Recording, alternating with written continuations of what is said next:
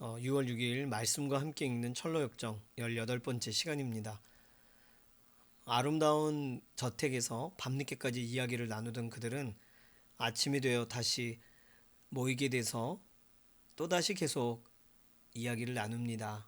행복한 이야기들의 연속이겠죠. 그러던 중에 여기 보존되어 있는 진귀한 물건들을 있으니 구경한 후에 떠나세요. 이런 이야기를 듣게 됩니다. 그러면서 첫 번째 장소로 가는 것이 도서관에 가게 됩니다. 이곳에서는 아주 오랫동안 기록되어 있는 기록물들을 보게 되는데 그 언덕의 주인의 족보, 그분은 어떤 분이며 또 그분이 행하신 일에 대한 내용을 먼저 보게 됩니다. 그분은 옛적부터 항상 계신 이의 아들이시고 영원전부터 계신 분이십니다. 예수님이시죠. 그분이 행하신 일, 그분이 불러 사역한 수백 명의 사람들의 이름, 오랜 세월 자연의 재해에도 파괴되지 않은 이 견고한 집에 그들을 쉬게도 하시고 머물게 하셨던 그런 기록들이 기록되어 있는 내용이 그 언덕 주인의 이야기들의 첫 번째 책입니다. 두 번째는 그 언덕 주인에게 쓰임 받았던 그분의 종들의 공적에 대해 기록한 책을 보게 됩니다. 그들이 어떻게 왕국을 굴복시켰고 정의를 행했으며 약속을 얻고 사자의 입을 막고 맹렬히 타오르는 불길을 끄고 칼날의 위험을 피하고 그들은 약하지만 어떻게 강한 자가 되었는지 또 용감하게 전투에 임했는지 이방의 적을 물리쳤는지에 대한 기록들이 있습니다.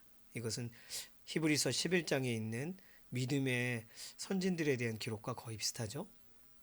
그 다음으로 보게 된 것은 또 다른 기록물들인데 이 언덕의 주인, 이 집의 주인이 세상 어느 누구라도 심지어 과거에 그분의 인격, 그분의 어떤 하신 일들에 대해 모욕하고 핍박을 가했던 사람이라도 그들을 어떻게 기꺼이 영접하여 은혜를 베푸셨는지에 대한 기록이 기록되어 있는 책을 보게 됩니다.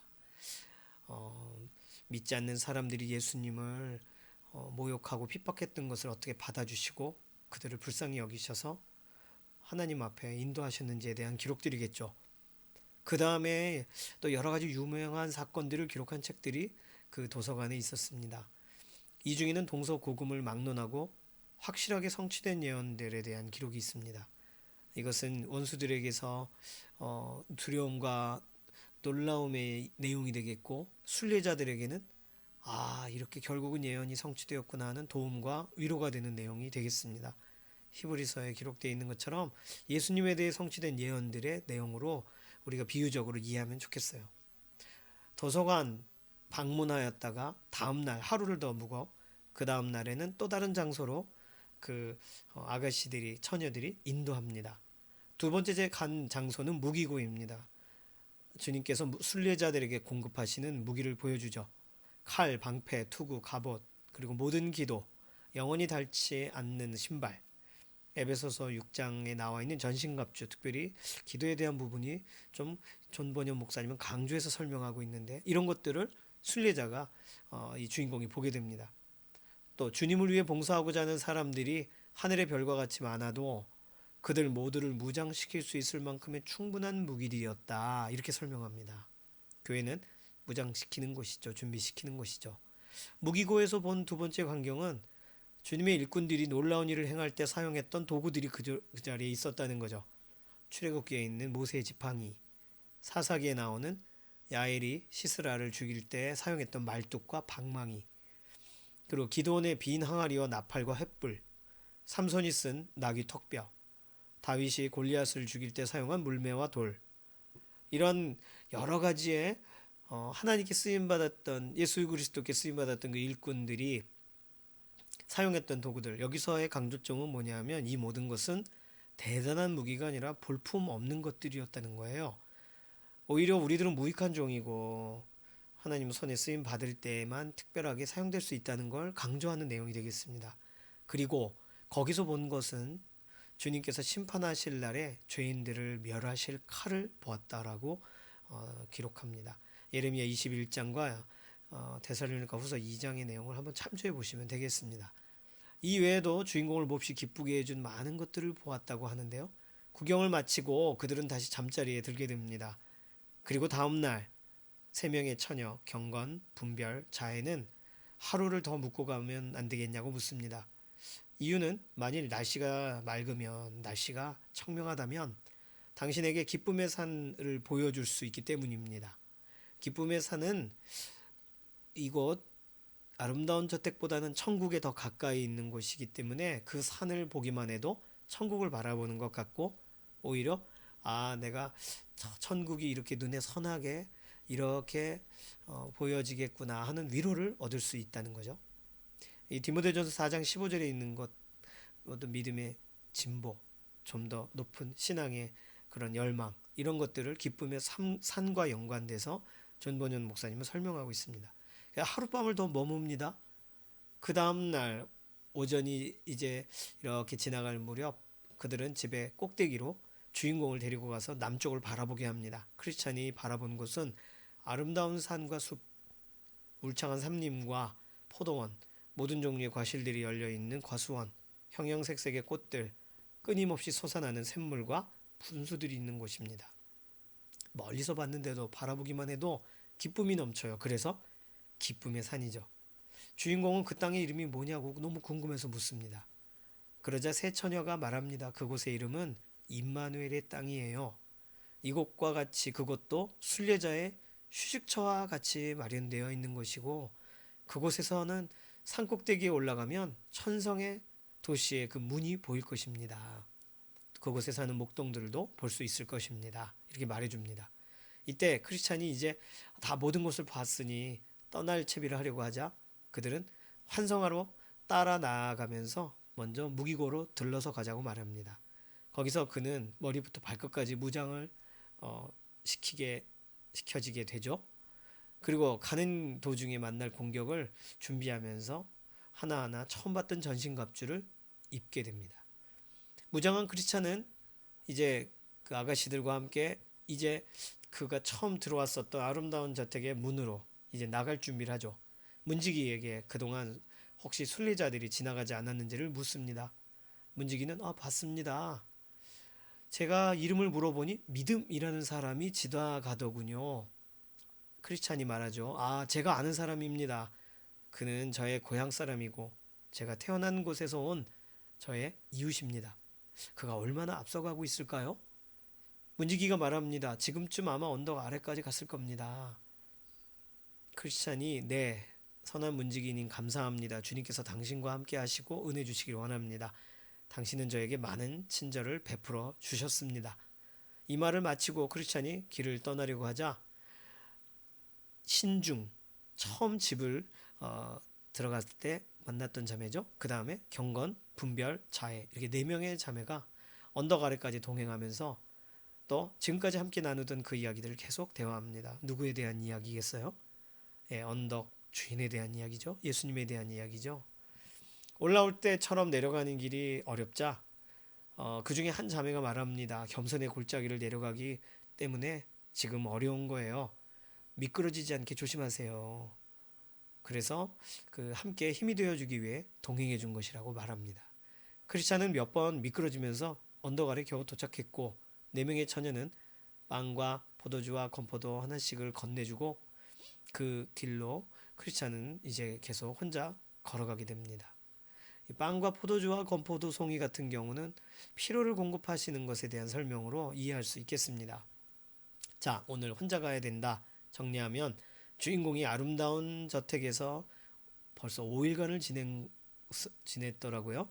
5일 동안 지내며 했던 일들을 한번 좀 점검하면 좋겠습니다. 자, 도착했던 날에는 사자가 양옆에 묶여있는 그 길을 믿음으로 지나가서 이제 문지기에게 자기 이야기를 하고 또 그곳에 있는 사람들에게 자기소개와 지금까지 걸어온 길, 믿음 가운데 선 이야기, 이런 여러 가지의 대화들이 있었고, 그리고 저녁에는 식사가 있었죠.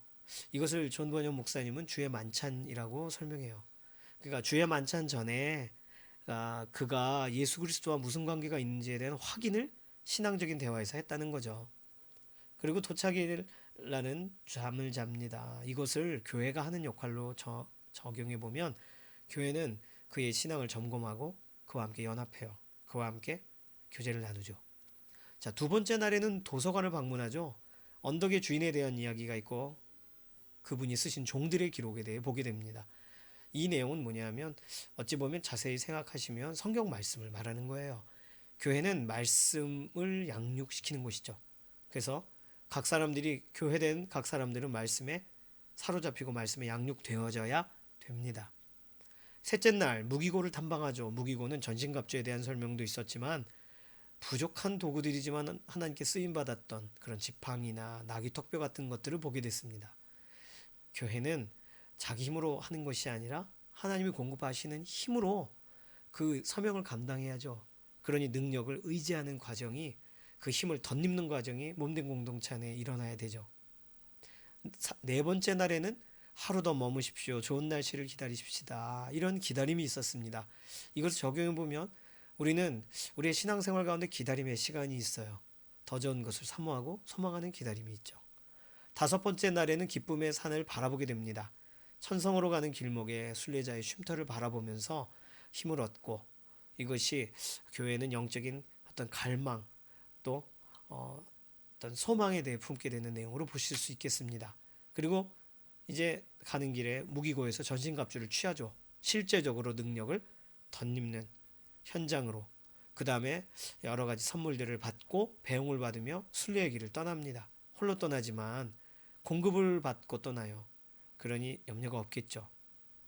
교회 공동체는 이 일들을 하고 있고 우리가 서로를 위해 이런 섬김을 하고 있습니다. 이번 주도 참으로 의도적으로 나그네인 이 주인공은 잠깐 쉬어가는 곳이었지만 지금까지 앞에서 만났었던 여러 사람들 교제와는 상당히 좀 다른 신앙적 점검, 격려, 위로, 공급, 능력을 덧입고 사모함을 갖게 되는 여러 가지의 것이 섞여 있는 교회의 하나의 좀 신앙생활 안에서 교회 공동체의 역할을 설명하는 아주 상징적인 비유의 이야기가 지난주와 이번 주의 내용이 되겠습니다.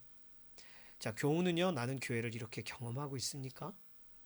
나는 몸된 교회로 소속되어 있고 몸으로 머리 되신 주님을 따라가고 있나요?